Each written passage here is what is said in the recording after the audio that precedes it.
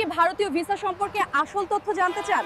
আপনি কি এমন একটি ইউটিউব চ্যানেল খুঁজছেন যেখানে শুধুমাত্র সত্য খবর প্রকাশিত হয়, গুজব নয়? ভ্রমণ, বাস্তব অভিজ্ঞতা এবং সত্যি গল্প দেখতে চান? তাহলে বিআর মাসুদ ব্লগে নজর রাখুন। আসসালামু আলাইকুম ওয়া রাহমাতুল্লাহি ওয়া বারাকাতুহু। সম্মানিত দর্শক সকলকে আরো একটিবার স্বাগত জানাচ্ছি বিআর মাসুদ ব্লগের আরো একটা নতুন ইন্ডিয়ান ভিসা রিলেটেড ভিডিওতে। তো বন্ধুরা, বেশ কিছু ভাই জানতে চেয়েছে যে এই মুহূর্তে নিরাপদ বর্ডার কোনটা, অর্থাৎ বাংলাদেশের সঙ্গে ভারতের তো অনেকগুলো বর্ডারে গেট আছে যেগুলো দিয়ে মানুষ যেতে পারে। তো সবচাইতে বেশি মানুষ যায়, বা বলতে গেলে অর্ধেকেরও বেশি, বা আপনি ধরতেও পারেন 70 বা 80% মানুষই যায় হচ্ছে বেনাপোল দিয়ে, এবং বেনাপোল বর্ডারটা হচ্ছে খুব বেশি ফর্মাল। আর যেটা বেশি ফর্মাল হবে সেখানে নিয়ম শৃঙ্খলা বা কড়াকড়ি একটু বেশি হবে, এটাই খুব স্বাভাবিক। তো বেনাপোল দিয়ে যেতে হলে অবশ্যই অনেক ফর্মালিটি আছে, তবে আবার অনেক রিল্যাক্সও আছে। বেনাপোল দিয়ে গেলে দেখা যাচ্ছে যে সবচেয়ে বড় সুবিধাটা হয়, আপনি একটা লাইনে দাঁড়িয়ে যাবেন, সেই লাইন একদম আপনাকে ইন্ডিয়ান ইমিগ্রেশন পার করে দেবে।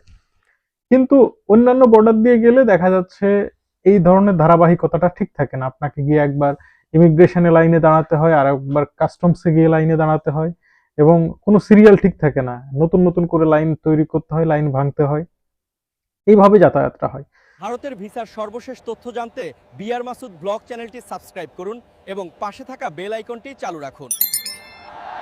কারণ কথা হচ্ছে যে বাংলাদেশের এতগুলো বর্ডারের মধ্যে সবচেয়ে নিরাপদ বর্ডার কোনটা।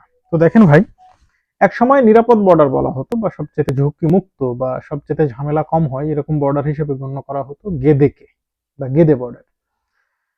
কিন্তু বর্তমান সময়ে গেদে বর্ডার দিয়ে মানুষ যাতায়াতের পরিমাণ এতই কম যে আসলে এখানে মাঝে মাঝে দু একজন মানুষ যাওয়া আসা করতেছে, বাট কখনো ভালো হচ্ছে, কখনো খারাপ হচ্ছে, কখনো কখনো এখান থেকেও রিফিউজডের ঘটনা ঘটতেছে। বেনাপোল বর্ডার, এটা নিয়ে তো নতুন করে আসলে বলার কিছু নাই। প্রতিনিয়তই এখান থেকে ব্যাড নিউজ আসতেই আছে।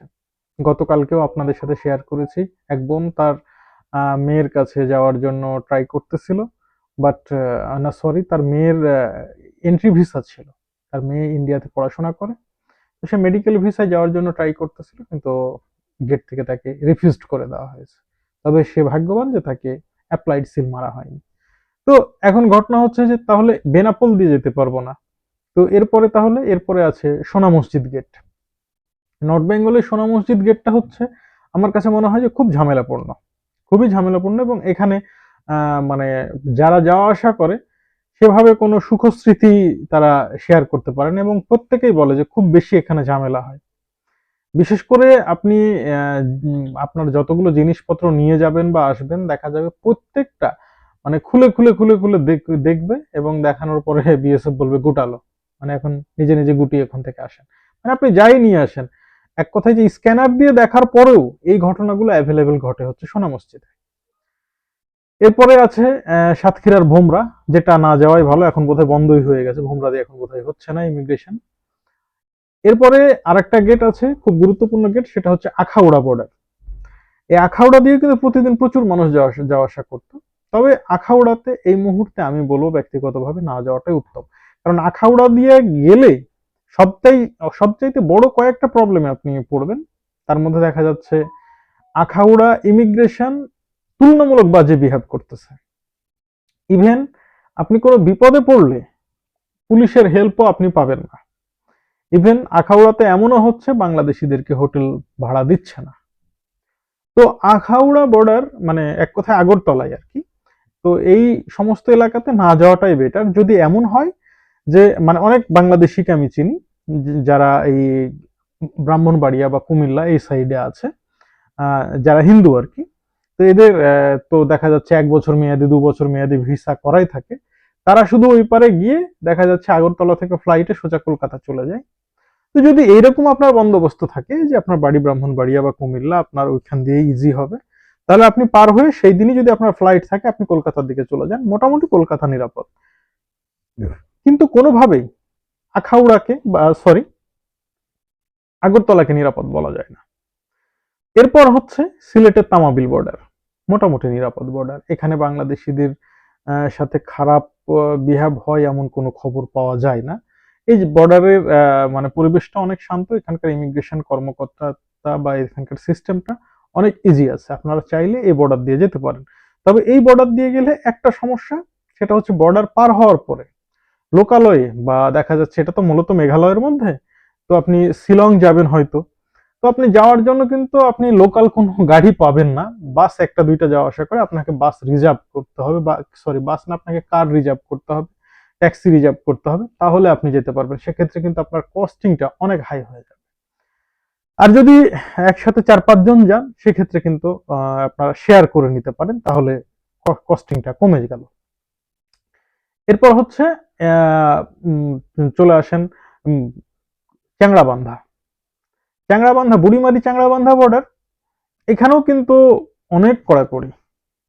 সত্যি কথা বলতে বাংলাদেশের এপারে তেমন একটা কড়াকড়ি নাই, কিন্তু যখন আবার আপনি ইন্ডিয়া থেকে ইন করবেন সেই সময় একটু কড়াকড়ি আছে। আর ওপারে যাওয়ার সময়, ইন্ডিয়াতে মানে প্রবেশের সময় চূড়ান্ত রকমের মানে আপনার ঝামেলা, বিভিন্ন রকম ভাবে জবাবদিহিতা করতে হবে, এর থেকে আপনি কোনো মানে নিস্তার পাবেন না আর কি। তো এরপরে হচ্ছে হিলি। আমি মনে করি এই মুহূর্তে হিলি বর্ডারটা সবচাইতে বেটার। হিলি বর্ডার কেন বেটার? কারণ হিলি বর্ডারে এখন পর্যন্ত সেরকম মানে কোনো অপ্রীতিকর ঘটনা বা খবর পাওয়া যায় না। হিলি বর্ডারকে আমি অনেকবার অনেক কাছে থেকে মানে পর্যবেক্ষণ করে দেখেছি নিবিড়ভাবে। এই হিলি বর্ডারটাকে আমি সবসময় সাজেস্ট করি যে হিলি বর্ডার দিয়ে যান, খুব দ্রুততম সময়ের মধ্যে আপনি ইমিগ্রেশন শেষ করতে পারবেন। এখানে ঝামেলাও তেমন একটা হয় না। এখানে গিয়ে যাওয়ার পর ইমিগ্রেশন শেষ করলে আপনি গাড়ি ঘোড়াও পাবেন, খুব ইজি ভাবে চারিদিকে আপনি যেতে পারবেন। ওখানে মানে এপারেও দিনাজপুর ওপারেও দিনাজপুর আর কি। তো ওই দিনাজপুরে আপনি গিয়ে হোটেলেও থাকতে পারবেন, আপনার কোনো সমস্যা নেই। কিন্তু সবচাইতে ঝামেলা হবে বেনাপোল বা আখাউড়া, এই সমস্ত বর্ডার গুলো দিয়ে। তো বন্ধুরা, বাংলাদেশ ভারত সম্পর্ক যেহেতু এই মুহূর্তে ভালো না, সেহেতু আপনি মেডিকেল ভিসা ব্যবহার করে যদি অন্য কোনো কাজে যান, বিশেষ করে যারা বাংলাদেশ থেকে ডাবল এন্ট্রি ভিসা দরকার, তারা ডাবল এন্ট্রি ভিসা না পেয়ে মেডিকেল ভিসা নিচ্ছেন, এরা পদে পদে সতর্ক থাকবেন। এই ব্যক্তিগুলো কোন বর্ডার দিয়ে পার হবে সেটা নিয়ে এখন তারা হেজিটেশনে ভুগতেছে। বিশেষ করে এই সব মানুষগুলো মেডিকেল ভিসা নিয়েই মনে করছে হয়তো বা আমাদের কোনো সমস্যা নেই, কিন্তু সে কি রোগে মেডিকেল ভিসা নিয়েছে, তার সমস্যা কি, এগুলো না জেনেই সে যখন ইমিগ্রেশনে দাঁড়াচ্ছে তখন বিপদে পড়ে যাচ্ছে। যদি এইরকম কেউ থাকেন যে আপনার মেডিকেল ভিসায় আপনি যাচ্ছেন ডাবল এন্ট্রির কাজে, তো প্রথম কথা হবে আপনার দিল্লির কোনো হাসপাতাল থেকে আপনাকে অ্যাপয়েন্টমেন্ট নিতে হবে, না হলে আপনি বড় ভুল করবেন। আর আপনাকে তো যেহেতু দিল্লি যেতেই হবে, আপনি যদি চেন্নাইয়ের কোনো হাসপাতালে নেন, সেক্ষেত্রে কিন্তু আপনি মানে ট্রেনের মধ্যে অ্যারেস্ট হয়ে যেতে পারেন। তো এই কাজটা আপনি কখনোই করবেন না। আর আরেকটা কথা হচ্ছে, এর জন্য আপনার হিলি বর্ডারটা ব্যবহার করাই সবচেয়ে উত্তম। তারপরও আপনি যে এজেন্সির কাছ থেকে এই ধরনের কাগজগুলো করেছেন, আপনি একটু ভালোভাবে জেনে বুঝে তারপর আপনি ইমিগ্রেশনে পাবেন। কারণ বিপদ আসতে বেশিক্ষণ লাগবে না, আর বিপদ আসলে আপনাকে হেল্প করারও কেউ থাকবে না। আর মনে রাখবেন, বাই চান্স যদি আপনার অ্যাপ্লাইড সিল পড়ে যায় আপনার পাসপোর্টে, আপনার হয়তো বিদেশ যাওয়ার স্বপ্নটাও ভেঙে যাবে। So guys, thank you. আসসালামু আলাইকুম ওয়া রাহমাতুল্লাহ।